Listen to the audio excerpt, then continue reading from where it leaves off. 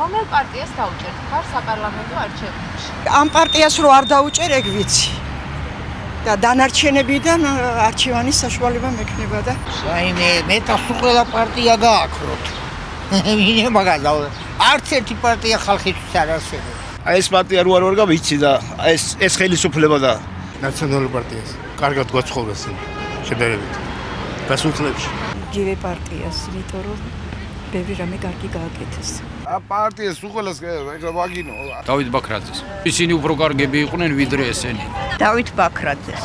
იმიტომ რომ ის მთავრობა ჯობდა ამ მთავრობას. გული იგრე გამიტეხეს არც ერთ პარტია აღარ. არც ერთ პარტიის იმედი აღარ.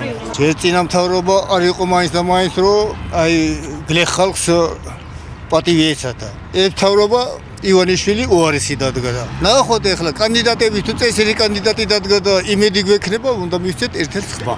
აზერზე არა ვარ რომელიც დაუჭირო მხარე. სულ ყველა იმედი გავიცრუა.